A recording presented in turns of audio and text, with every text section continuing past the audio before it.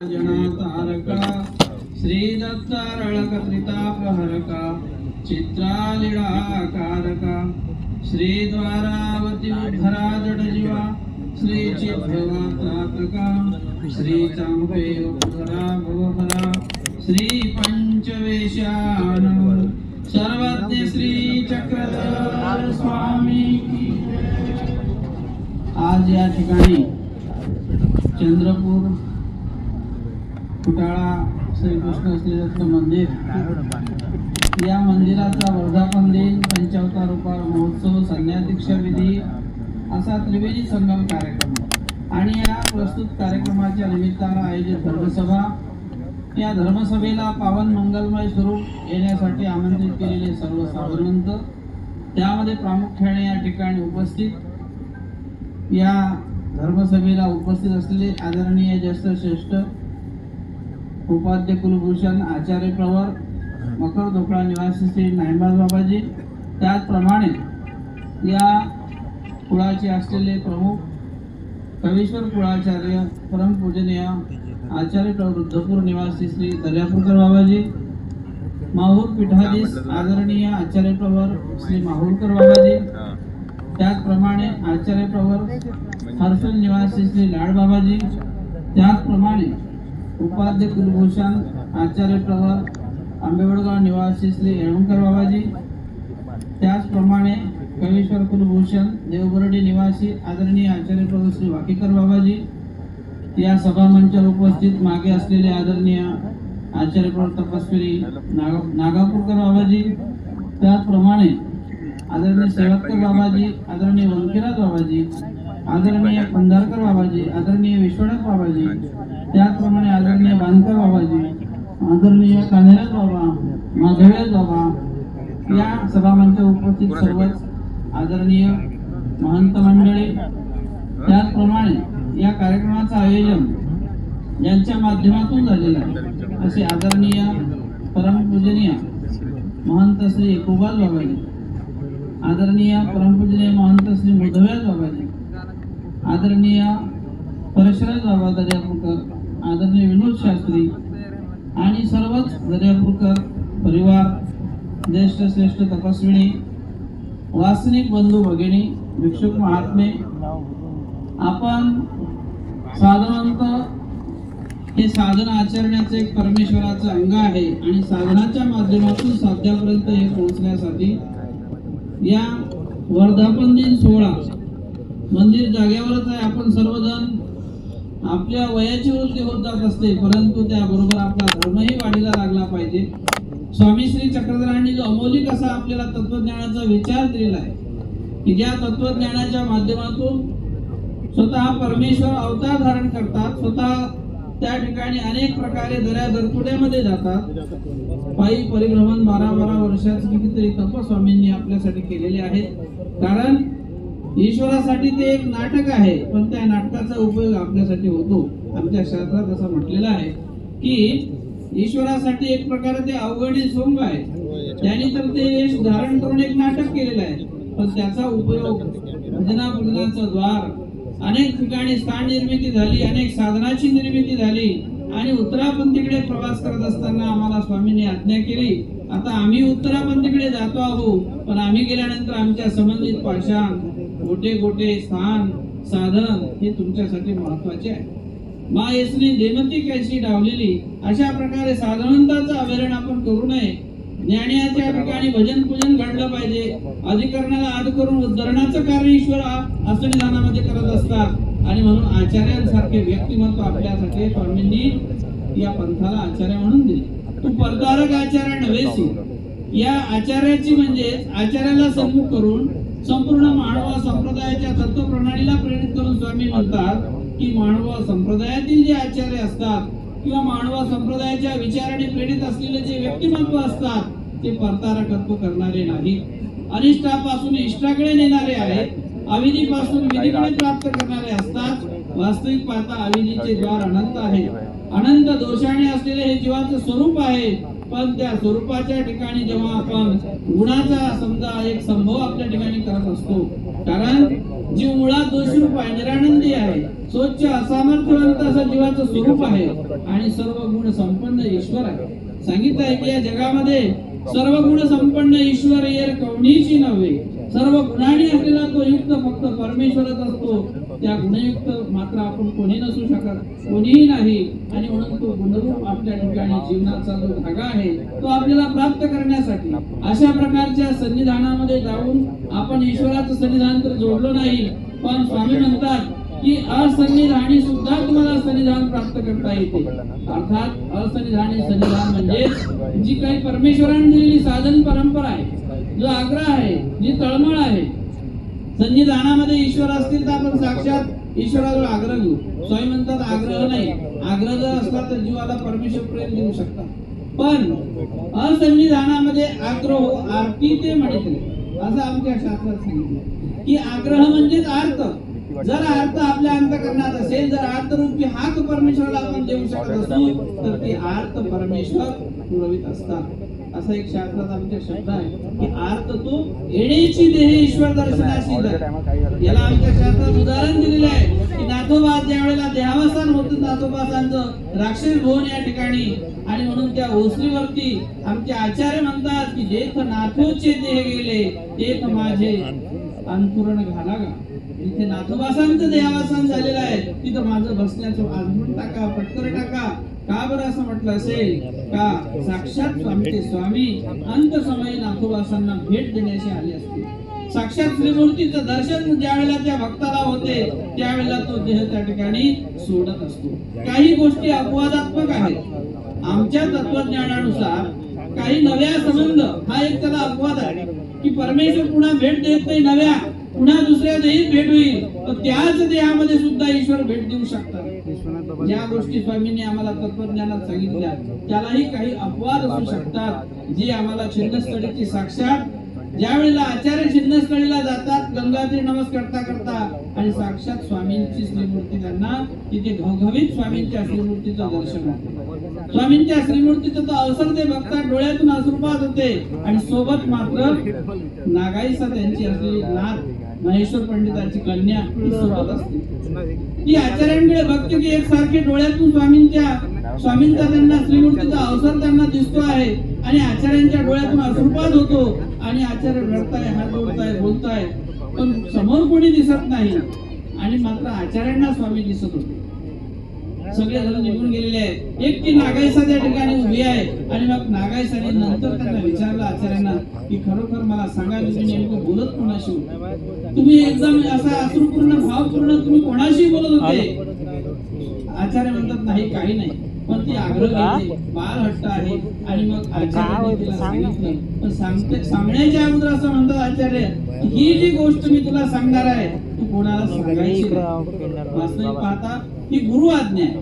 गुरुने केलेली एक शिष्याला आज्ञा आहे. आचार्यांची ती असलेली जरी देहाची नात होती नागाईसा, परंतु ती शिष्य होती, अनुसरलेली होती. आणि तिला सांगितलं की मी तुला जे सांगेल तू कोणाला सांगू नको, परंतु तिने ऐकून घेतलं. आचार्य म्हणतात की गोसाव्यांनी मला साक्षात या ठिकाणी दर्शन दिलेलं आहे. या छिन्नस्थळीचं काय महत्व एवढं की अशा पवित्र ठिकाणी साक्षात छिन्नस्थळीला स्वामींच्या श्रीमूर्तीचा अवसर बघायला मिळाला, साक्षात तिथे दर्शन झालेलं आहे. आणि मग तो अवसर त्या नागाईसाला आचार्यांनी समजून सांगितलं की मला कशा प्रकारे घवघवीत शक्तियुक्त ती ओळखण्यासहित स्वामींचा असलेला तो भव्य दिव्य अवसर मी पाहिला माझ्या नेत्राने. जसं चंद्रदेवाला अवसर दिसला त्या ठिकाणी त्या पाण्यामध्ये देवता निघाल्यावरती देवऋणीला आणि तो अवसर त्यांनी पाहिला देवताचा साक्षात, तसा इथे स्वामींच्या श्रीमूर्तीचा साक्षात अवसर बघायला मिळाला. पण हे कोणाला सांगू नको. काही आज्ञा असतात त्या पाळाव्या लागतात, परंतु नागाईसाच्या काही मनात ती गोष्ट राहिली नाही. कालांतराने ती गोष्ट त्यांचे असलेले शिष्य म्हणजे कवीश्वर व्यास, प्रसन्न व्यास, मोठे मोठे केसराज व्यास सारखे तिथं पंडित होते आणि त्यावेळेला कवीश्वर व्यासांना ती नागाईसांनी ही गोष्ट सांगितलेली. आणि मग हसत असताना तू हसते का बरं? आता सांगू नको म्हटल्यानंतर हसत होती ती आणि हसता हसता ते हसू थांबत नाही. तिलाही आनंद झाला ते स्वामींची लीळा ऐकल्यानंतर. आणि मग ते म्हणतात सांग काय झालं तर? ती म्हणते नाही, आचार्यांनी सांगायला नाही सांगितलं, श्री गुरुजींनी सांगायला नाही सांगितलं.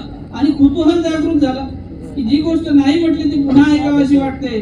आणि मग तिला फार आग्रह घेतला आणि तिने सांगितल्यानंतर सगळ्यांनी तिला फजील ठरवलं की तू खोटं बोलतेस आणि आचार्यही तुझ्याशी खोटं बोललेले आहेत. आचार्यांचाही त्या ठिकाणी अवमान झाला शब्दाचा की गोसाव्यांनी सांगितलं की पुन्हा आता माझं तुम्हाला भेट होणार आणि आचार्यांना डबल कशी भेटू शकतो. आचार्यांच्या मुखातून आम्ही ऐकलंय सकळ शास्त्र विचारशास्त्र आचार्यांना चरितार्थ झालेला आहे आणि आम्ही त्यांच्या मुखातून शब्द ऐकलेले आहेत. पुन्हा स्वामी कशी भेट देऊ शकतात आणि म्हणून आचार्यांनी तुला काहीतरी खोटं सांगितलेलं आहे आणि म्हणून अशा प्रकारे आचार्यांच्या शब्दाचा त्या ठिकाणी तिच्याकडून अवमान झाला आणि म्हणून तीच नागाईसा माझ्याकडून गुरुद्रोह घडला आणि म्हणून तू शत्रसिंगीच्या डोंगरामध्ये देव शपण्याला गेली की मला खरोखर आचार्यांनी म्हटलं होतं की मी हे करायला नको आणि तेच मी केलं आणि म्हणून शत्रसिंगाच्या डोंगरामध्ये जाऊन तिने त्या ठिकाणी देह शपलेला आहे. अशा प्रकारे ज्या वेळेला ते चिन्हस्थळी शोधण्यासाठी गेले की त्यांच्याजवळ चिन्हस्थळी होती नागाईसाजवळ त्यावेळेला ती बाई की दादूला गुराखी म्हणतात बाई की माणूस हे सांगता येत नाही अत्यंत क्रूर शरीर केलं अशी ती बाई परंतु त्या ठिकाणी तिने गुरु आज्ञा भंग झाली म्हणून त्या ठिकाणी तो त्या देहाचा शेवट क्षेपण्यात त्या ठिकाणी केलेला आहे. अशा प्रकारचं व्यक्तिमत्व आचार्यांचं आमच्यासाठी पंथाला स्वामींनी घडवलेलं आहे. ती पंथाची एक आचार्य परंपरा आहे आणि त्या आचार्य परंपरेतून ज्यावेळेला स्वामींनी आचार्यांना घडवलं त्यावेळेला अनेक प्रकारे कर्मणास करावे ही ईश्वराची प्रवृत्ती. भट्टांच्या पृष्ठविभागी आरूढ होणे, भट्टोबासांना त्या ठिकाणी विलक्षण महापूजा घडवली, स्वानमुखी खिरी खावविली, अनेक प्रकारचे कर्म सांडोबा बांधून घेतला आणि तेही त्या खावणीला पात्र झाले. आणि ईश्वराची खावणी असते, एक प्रसन्नता असते. ती प्रसन्नता आपल्याला आपल्या नामधारक वेदवंत बोधवंत अनुसरले भक्त सगळ्याला आपापल्या कर्तृत्वातून ती प्रसन्नता राखता येत असते. आपण आपल्या ग्रस्ताश्रम धर्मात सुद्धा ईश्वराला तोषवू शकतो.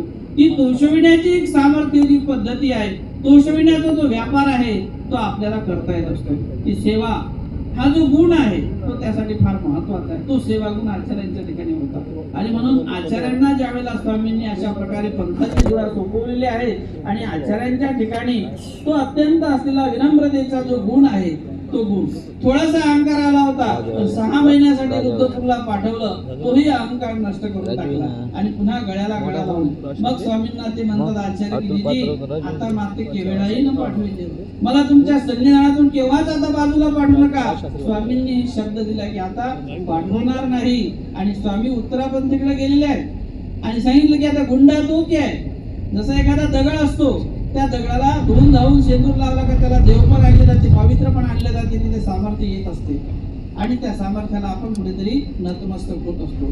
पहिले दगड होता नंतर तो देव होतो आणि मग त्याचं रूपांतर त्या दगडाचं देवामध्ये होत असते. तसंच एक व्यक्तिमत्व आहे ते धांडाळाने व्यक्तिमत्व झालेलं आहे पण त्या धांडाळाच्या ठिकाणी बाई आता हा पुरीकर नाही, आता हा पूर्वीचा नागदेव नाही, आमच्या संबंधाने तो आण झालेला आहे. गुंडा तर तोची तेले शेंदुरे अनेकाचे नवसे आणपण व्यक्त म्हणजे आणपण झालेला आहे, त्याच्यात परिवर्तन झालेलं आहे आणि परिवर्तन झाल्याशिवाय तो ईश्वराचा भक्त होऊ शकत नाही. वरवडे परिवर्तन परमेश्वराला अभिप्रेत नाही, भीतरी असते ते बरं. ईश्वराचं धर्म लक्षण आहे का जे भीतरातून केल्या जाते अंतरातून परमेश्वराला दिलेले जे आवाज असतो तो हाक असते ती परमेश्वर स्वीकारत असतात. अशा प्रकारचा हा आपला भक्ती मार्ग आहे. या भक्ती मार्गाची वाटचाल करत असताना शांताबाईसांसारखं व्यक्तिमत्व स्वामींच्या सन्निधानात स्वामी विरुळला आहेत आणि तिथे शांताबाईसा एक पाठीला आणि एक पोटाला बांधावं अशा प्रकारे गोमतीमध्ये जाऊन आत्महत्या करावी संसारातून उद्विग्न झालेली बाई आहे.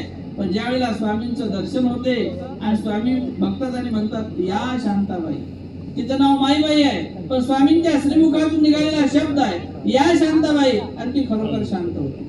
शांताबाई नाव उच्चारल्याबरोबर शांत झाली.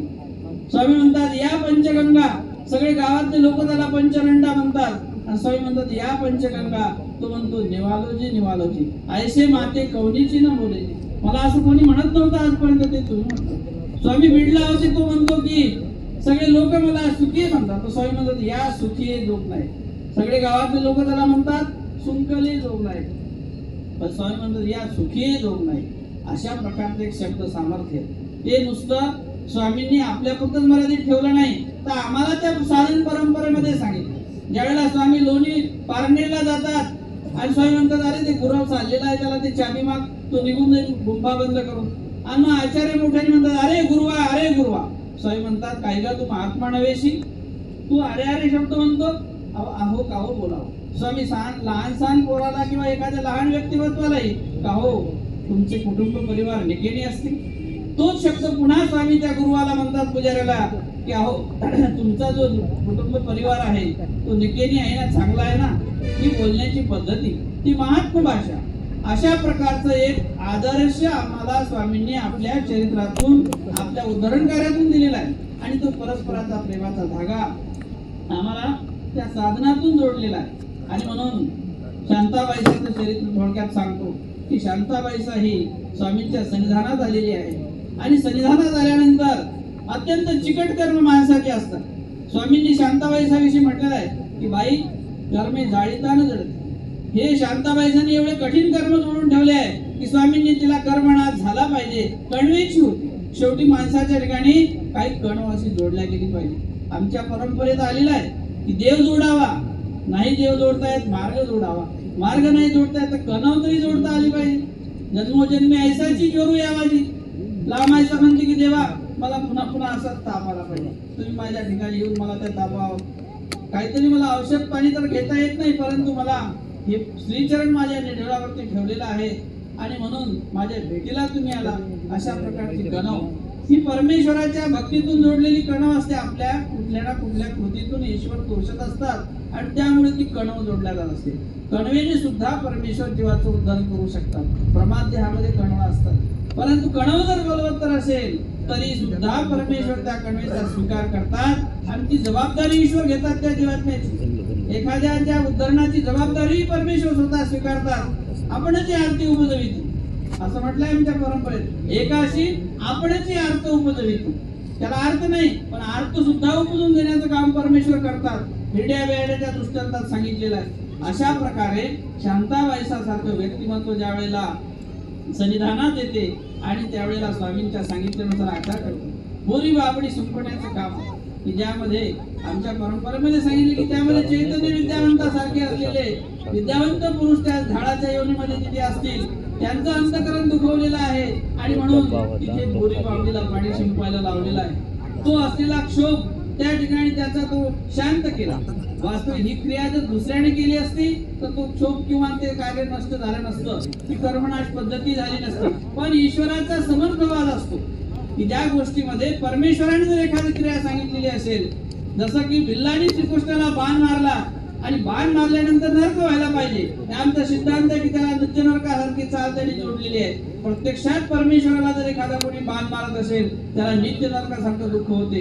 पण स्वामी श्रीकृष्ण महाराज नवी नवी म्हणतात त्याचं नरक नासून लागतात. अर्थात एवढी बलवत्तर सुद्धा त्यांनी काहीतरी जोडलेली कणव आहे.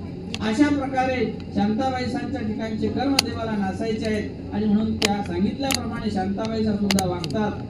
एक महिनाभर गुरुबाबीला पाणी शिंपलं, बरेच काळ सन्निधानात गेला आणि शेवटी आता स्वामी म्हणतात त्या रुद्रपूरला श्री गोविंदप्रभू आहेत, त्यांचं सन्निधान करा. त्यांच्या सन्निधानामध्ये जाऊन त्या ठिकाणी तुम्ही श्री प्रभूची सेवादास्य करा, त्यांच्या प्रवृत्तीला ओळखा. ते म्हणतील त्या प्रमाणचा थोडाफार जो व्यापार होईल तो आबाईसाला विचारून करा. आणि मग शांताबाईसा निघतात. त्यावेळेला स्वामी विधी सांगतात, पेणो वेणा जावे, या गावात त्या गावाला जा, उपेने न करावे. एका गावाला दोन मुक्काम करायचे, नवे वस्त्र न नेसावे, नवीन वस्त्र परिधान करायचे नाही, एका घराची भिक्षा घ्यायची नाही, संबंधियाला भेटायचं नाही, इंद्रियार्थक पदार्थ खायचे नाही, वृक्षांना भक्षण करायचं. अशा सगळ्या त्यांना अटी घातल्या आणि शेवटी सांगितलं की तिथे गेल्यानंतर श्री प्रभूच्या सन्निधानात 3 बोटांनी तू सामाये तुका प्रसाद घ्यावा. 3 बोटात सामावेल एवढा प्रसाद त्या श्री प्रभूच्या ठिकाणचा घ्यायचा आणि अशा प्रकारची आज्ञा केली. पण शेवटी शांताबाईचा जाताना एक म्हणतात की मी जाताना मी आता सरळ रुद्रपूरला जाणार आहे, पण ज्यांनी मला या ईश्वर धर्माला लावलेलं आहे ते म्हणजे सारंग पंडित माझे भाचे आहेत, फक्त त्यांना मी जाताना भेटू का? ते म्हणतात, स्वामी म्हणतात ठीक आहे भेटा. मग त्या ठिकाणी जातात. सारंग पंडितला वाटते आपली आत्या आपल्या घरी आलेले, आता पाहुणचार करावा, नवीन कपडे घालावे घ्यावे त्यांना, परंतु त्या म्हणतात नाही, तुझ्या घरचं मी जेवणही करणार नाही आणि नवीन कपडे घेणार नाही, एकच मुक्काम, दुसरा मुक्काम सुद्धा करणार नाही. मग त्या गावात भिक्षा करतात, त्यांच्याही घरची एक भिक्षा घेतात आणि नवे वस्त्र घेत नाही. 1 दिवसाचा मुक्काम करून रुद्रपूरला जातात. रुद्रपूरला गेल्यानंतर अत्यंत कठीण चर्या त्या शांताबाईसांना केलेली आहे. जे देवांनी सांगितले वाक्य ते पाळले. जे वृक्षांत म्हणजे भाकर तेवढंच खावे. कुठल्याही प्रकारचे इंद्रियार्थ ज्या गोष्टीने शरीराला इंद्रिय पोचल्या जातात, आत्म्याला लागेल तेवढाच आहार घेतला, इंद्रियाचा आहार मात्र त्यांनी घेतला नाही आणि शेवटचा काळ आलेला आहे. आणि मग आता त्यावेळेला आठवण काढते की माझी मुलगी 21 सोपून आलेली होती स्वामींच्या श्रीचरणावर की तुम्ही याला सांभाळा, आणि मग आठवण काढते शेवटी 21 येईल तर बरं होईल असा उल्लेख केला. आणि स्वामींनी ओळखले की आता याचा अंत समय आलेला आहे, आणि म्हणून स्वामींच्या सानिध्यात असलेली 21 त्या 21ला स्वामी म्हणतात की बाई तुम्ही आता रुद्रपूरला जा, तुमची आई आठवण काढते आहे, आणि त्यांना सांगा की आम्ही तुम्हाला ज्या काही आजपर्यंत पथ्य सांगितल्या होत्या त्या पथ्य तुम्ही आता मोडून टाका, तुम्हाला जे जे रुचेल पचेल ते घ्या, आमचा निरोप सांगा, तुम्ही लवकर जा. ती स्वामींची आज्ञा घेऊन त्या ठिकाणी येते आणि आल्या आल्या पहिले विचारते तू आलीच कशी. आई आहे, आठवण तर काढली होती, पण पहिले विचारलं की तू स्वतःच्या मनाने आली का तुला देवाने पाठवलं. नाही म्हणजे स्वतःच्या मनाने आलेली नाही, मला देवानेच पाठवलं म्हणून मी आले. पण देवाने निरोप दिलेला आहे. कोणता निरोप आहे? देवाने सांगितलं की आता तुला जे जे रुचेल ते ते तू घे, आता तुला पथ्य पाणी काही करायची गरज नाही, तुझा अंत समय आलेला आहे, आता तुला जे जे रुचेल ते ते तू घे. त्यावेळेला त्या शांताबाईसांनी काय म्हणावं की आता मला पथ्य मोडायचे आहे, आता मला हे पाहिजे ते पाहिजे, हा पदार्थ पाहिजे तो पदार्थ पाहिजे असं काहीच म्हटलं नाही. ती वासी म्हणते शांताबाईसा की म्हणजे देवाला माझी किती कणव आहे, मी आता कोणताच पदार्थ घेत नाही, मला एक श्री चक्रधरा वांचोनी आणि काहीची न रुचे, मला एका देवाशिवाय त्या श्री चक्रधराच्या नामाशिवाय आणखी आता मला काहीच आवडत नाही. एवढी आवडी त्या नामाची त्या शांताबाईसाला झाली आणि शांताबाईसाचं तिथे देहावसान झालं. शांताबाईसाने देव ठेवलं त्या ठिकाणी, आणि मग स्वामींच्या मुखातून उद्गार निघाले. स्वामी म्हणतात की आम्ही जे जे सांगितलेले वाक्य ते म्हातारीने पूर्ण केले, येथून म्हणितले ते म्हातारी येशीची घडले. स्वामींनी तिची प्रशंसा केली.